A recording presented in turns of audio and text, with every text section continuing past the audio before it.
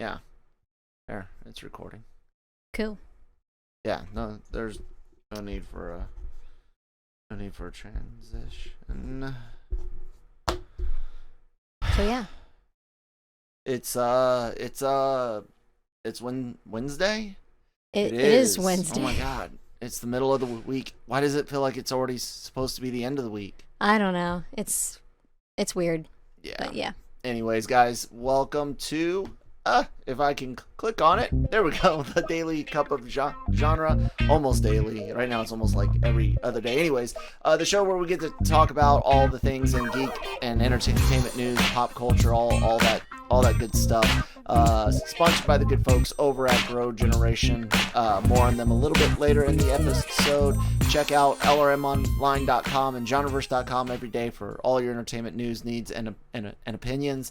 All of our podcasts, like the Daily COG, Cantina, which does Star Wars, Breaking Geek, it's everything, Anime Versal, all of those available on LRM's Genreverse Podcast Network. I swear to God, I'll get it out. And LRM's YouTube channel. Follow us, share, subscribe, thumbs up and down. Leave some comments, social media information down below. I'm done. You talk. Say stuff. All right, I'm going to say stuff. Let's see. Yeah. So what's on the news today? God, Anything not a whole lot, but here's something that I find weird. Okay. And I'm gonna pull it from over at superhero hype, but it's actually just a page from Marvel Comics. They've got an early scan, I guess. I don't know if I can actually zoom in on that anymore, but Punisher is going to be getting a new logo.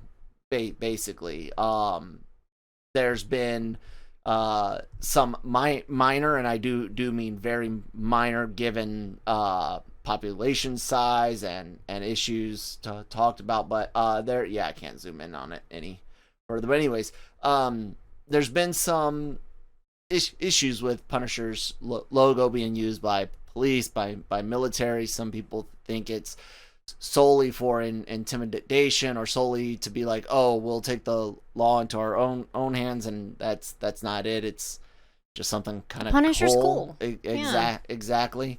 And then sure, there are some people that do want to use it as a fear tactic, or fancy themselves vigilantes, whatever.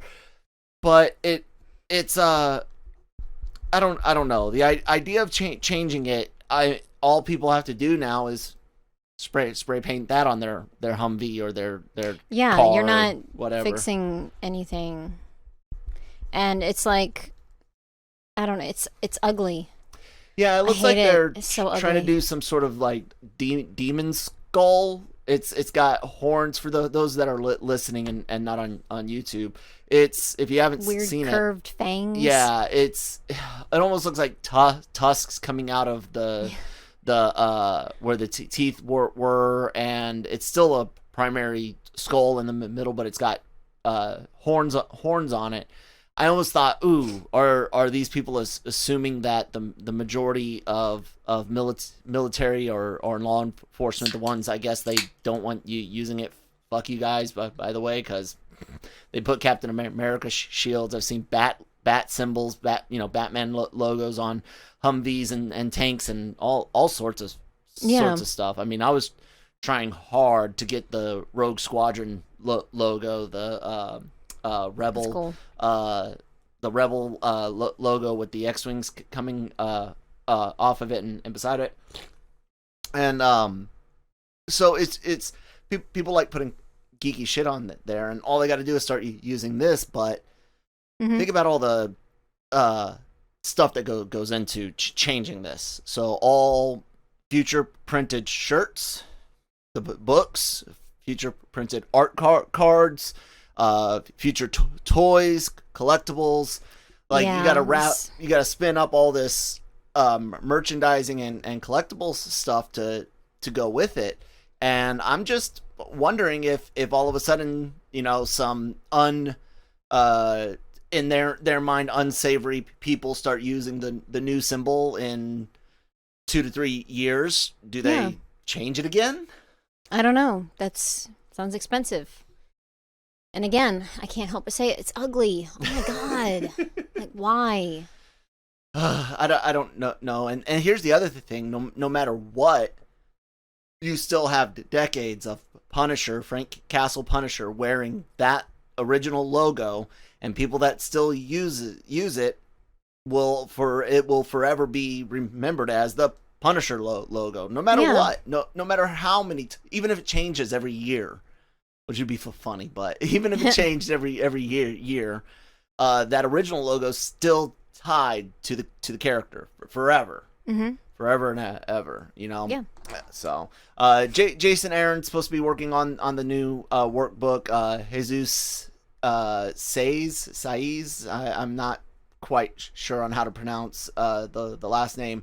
Is doing some artwork on this new book. For those that again didn't get to see the thing, when it comes to some of this, I don't want to call it what capitulating to the crowd, because it's not even really a large crowd. The amount of people that are legitimately upset about Punisher's logo is small compared to the people who are mad population. Yeah. And I'm just wondering, like, how badly are like merch sales going to be, because it's like, who wants to wear that, you know? Yeah. It's like it's a waste of money. It could end up being a waste of money, and one of the things I had brought up on Twitter to someone is just the idea that the overall comic market is very small. Like readership is tiny today compared to where it's been in the past, and you got to wonder, like, out of that readership, how many of them really wanted to see it be changed, and in addition, what's the demographics of your collectibles purchases? Like, I don't think everyone looks at a whole big picture of what a change can do. Yeah. You know, to each their own. If you guys have some feelings or thoughts on the Punisher's new logo, please let us know in the comments below. I don't think it's necessarily the brightest idea, nor is it the most logical idea. I think you just ignore bad people and be like, that's the real world. This is Frank Castle in our comic book world, and worry about that. Yeah. You know, people are gonna take anyway. They take everything, and then they try to change. Not like they try to change the meaning, but the meaning could change a little bit for some. But there's still others that look at it like, no, it's still this. Yeah. So exactly, and that's why it's kind of like it's illogical. It just doesn't make sense given the circumstance and what it is you're changing, and how easily others can utilize it still, or the fact that you can't change the past. Like, that is forever still the Punisher's logo. It's his original logo for forever and ever and ever. I just gotta learn to cope with that, I guess. I'm gonna turn that fan off for you before we go to or not turn it off, but turn it off of. Thank you. Because yes, it is a bother. I don't know why, but I don't like stuff blowing on me. It feels weird. I know, right? There's been some rumors, and I'm just gonna leave them all as just rumors. I'm not gonna try to walk on eggshells here for everyone, but the Illuminati, a team of superheroes or villains, depending on who you ask, is potentially going to be in the Multiverse of Madness, and one of the members of that group of course, is Mr. Fantastic. We know the Fantastic Four are supposed to be coming to Marvel, and now there's rumors that we're going to get Mr. Fantastic in the Illuminati for certain. Now, I don't want to speak on too much, and this is all, take with a grain of salt, but there's some things that we've heard. There's some things that we've read, and lots of potential other Illuminati characters could show up. But what do you think about potentially our Mr. Fantastic, or a Mr. Fantastic, a variant, not sure if it'll be like the MCU Prime's Mr. Fantastic, being in Multiverse of Madness before we get a Fantastic Four movie? I mean, I guess I'm okay with it. I mean, I've said multiple times I don't care about Fantastic Four coming to the MCU. But again, Doom. I know that. It comes with Doom. I know. But it's, I guess because it's been done so poorly in the past, it's just like one of those, I don't care. But like with, like, for example, the new Spider-Man movie, No Way Home, it was better than what I expected. Yeah. It still wasn't like, I didn't love it. It was okay. It was good. So maybe, Fantastic Four could be like that, Not everyone has to love everything. But for those of you who are looking forward to a Fantastic Four movie, I'm rooting for you. I'm just not interested. But with just Reed Richards in, that might be all right. Yeah, for those that are on the Genreverse podcast network, on whatever app you listen to us on, that information was relayed on Twitter by My Time to Shine Hello at My Time to Shine H. They're the ones that put they added more members for the Illuminati. Mr. Fantastic is one of them. Again, we and it came from MT. What is this? What is the? Oh yeah, that's just his handle in acronym form. Cool. So yeah, I'm not quite sure, guys, on how reliable. Like I said, there's other parts of some things that I don't want to speak too much on. So yeah, I guess I would be okay with it being like an interdimensional Illuminati, right? Not necessarily. And God, I don't want to see Miles Teller, and I don't want to see the guy that played him in the originals, but just some random brand new actor.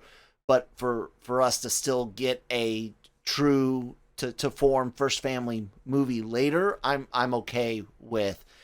The idea of an already established Mr. Fantastic coming into the MCU, I'm not very happy. I don't necessarily need their origin. What I had an idea of doing was to have them have been with their powers out in space, time, alternate dimensions, whatever. Mm-hmm. Like they were from our world in, say, the 70s, right? Mm-hmm. Right? Or even 80s, 60s, doesn't really matter. Time is moving faster here than it does for them. Here it's now 2023, 24, 25, whatever. But for them, they've only been gone, say, 5 years. Mm-hmm. Long enough for maybe Sue and Reed to have had Franklin and Valerie. Yeah, I think that's her name. They're kids, or at least one of the kids. And then for them to come back, and somehow, some way, Doom gets back here a little earlier and takes back Latvia and what, or Latveria. Latvia is the real one, right? Yes. Yeah. There you go. Takes over, takes back or takes hold of Latveria, and he's got like, you know, the grudge against them. Maybe he's worried that they were gone. He finds out that they don't age as much and they get these great powers while he's had to deal with, you know, his injuries and learning magic and yada.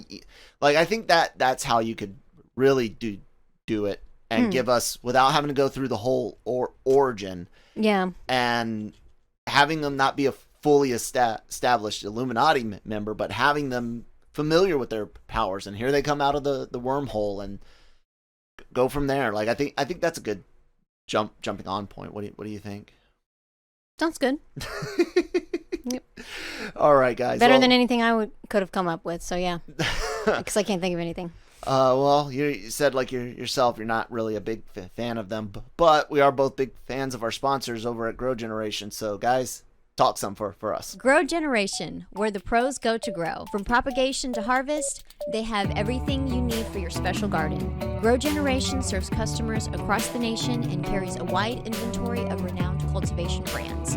Go to www.growgeneration.com, where the pros go to grow. All right, and thank you for sponsoring the episode. growgeneration.com, link in the description box below if you don't want to type and you just want to click. Anime. I want to talk about some anime because you wrote about some this week, Yes. but we also have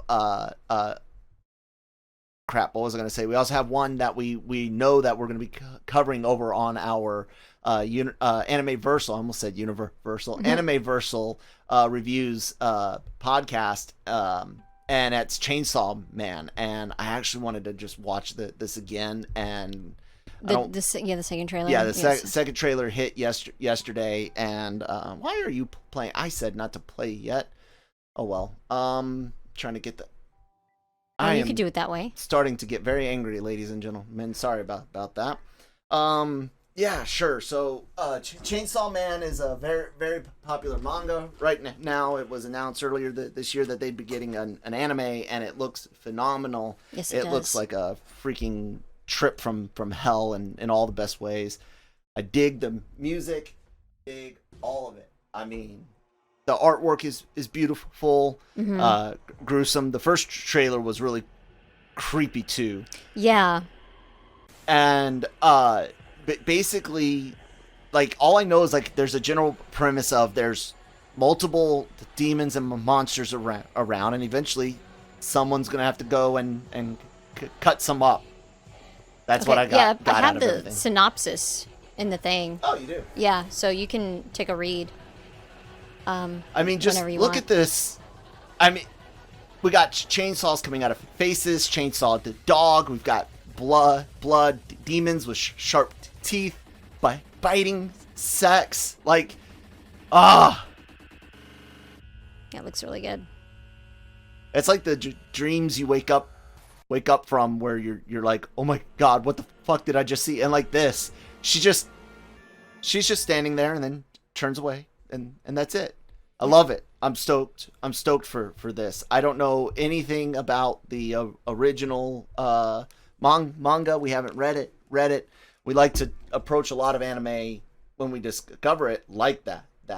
Yeah, where it's like a surprise. It's, fresh eyes, completely fresh, no spoilers for us, just to take it in like that. Because, I mean, as tempting as it is to read the manga, to do research, it's like, no, just back off. Because, I mean, this looks so good. This looks so good. Yeah. But yeah, the synopsis. So Below. broke young man plus chainsaw dog demon and equals chainsaw man. The story follows here you read. Okay. The story follows a young boy named Denji, a poor boy who is forced by the Yakuza into killing devils in order to pay off his crushing debts. However, after his last mission, he has outlived his usefulness and was murdered by a devil in contract working for the Yakuza. But Denji's life of poverty has changed forever when he was revived by his pet/weapon, chainsaw dog, Pochita.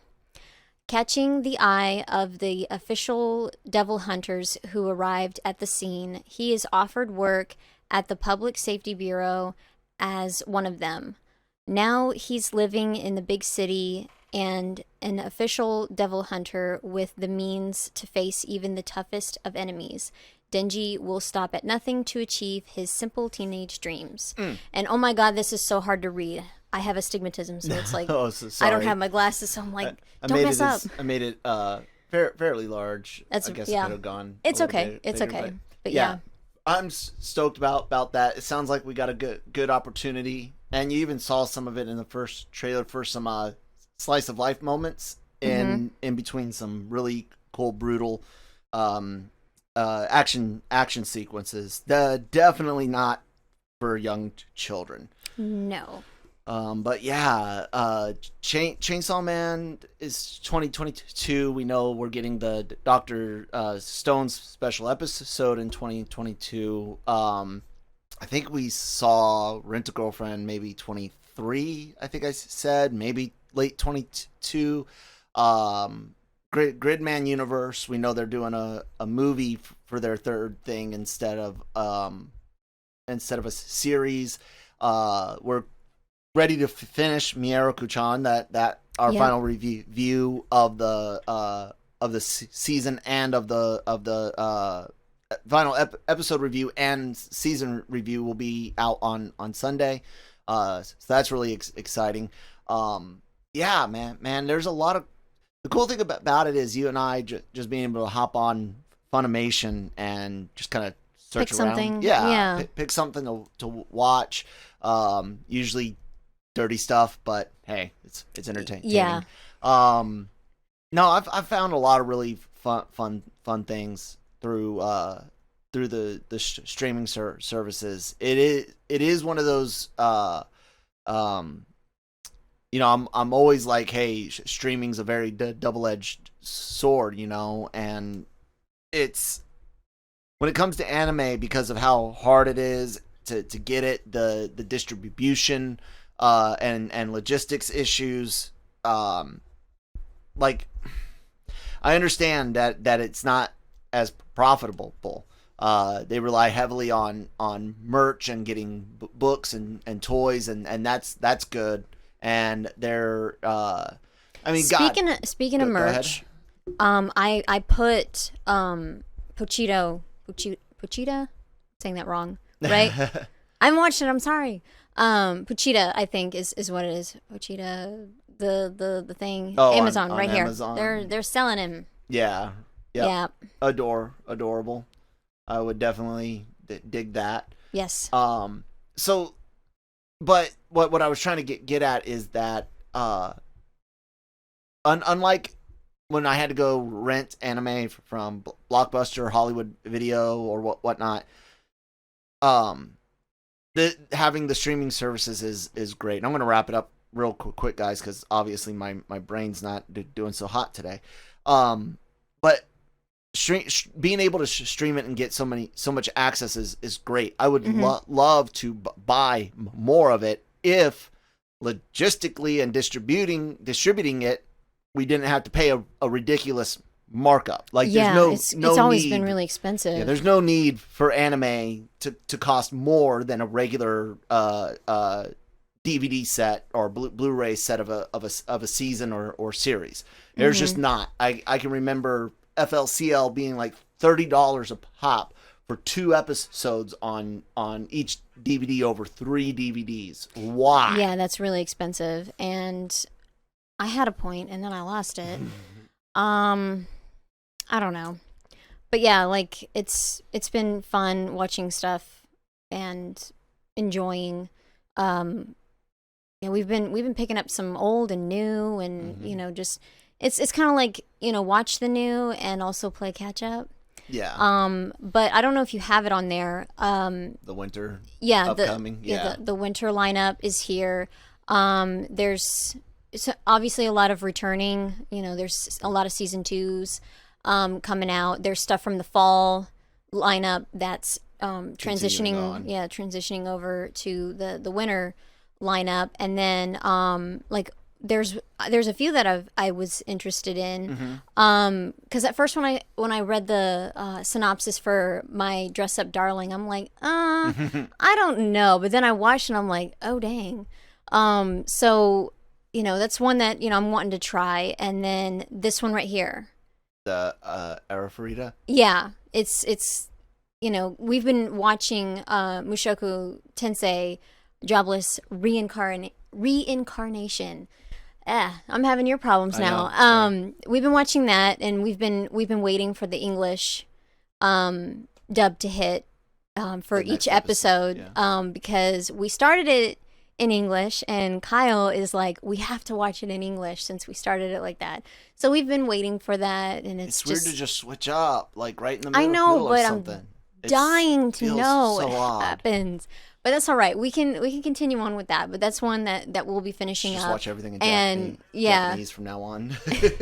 Yeah, but this one I plan on watching as well. It's similar, so it's one I want to give a try. Yeah. Yeah. I'm down for it. And then Spy Family. That looks a lot of fun, and that I think we're supposed to get next year as well. I think that one's going to Crunchyroll though. I might because it wasn't in the lineup that I had. But I'm excited for that. That looks interesting and fun, different. Mm-hmm. So yeah, guys, let's wrap it up. Be sure to check out lrmonline.com. I'll go ahead and bring our website up for you guys.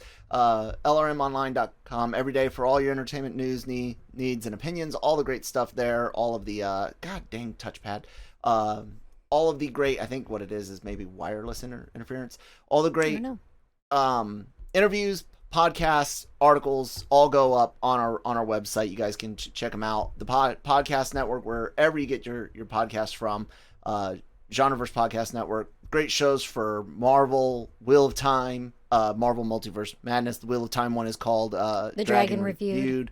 Our Animeversal reviews, we already talked about that. And of course on our LRM YouTube channel, celebrity interviews out the ass, red carpet, Zoom interviews. We had Tim McGraw and Faith Hill as part of round tables for 1888. And then, yeah, guys, all that's there. So like, share, subscribe, leave some reviews on Spotify when those get started. Leave some reviews on Apple. And yeah, help us out. And keep an eye out for the Genreverse YouTube channel coming soon. Probably after the new year, but we'll see. It might surprise us right before the year end. Christine, anything else you want to say? Yes, No Mercy podcast will be starting back up soon, because the season 4 of Cobra Kai will be coming soon, and I cannot wait. Yes. So something else to look forward to. There you guys go. Yeah, we'll talk to you next time. Bye.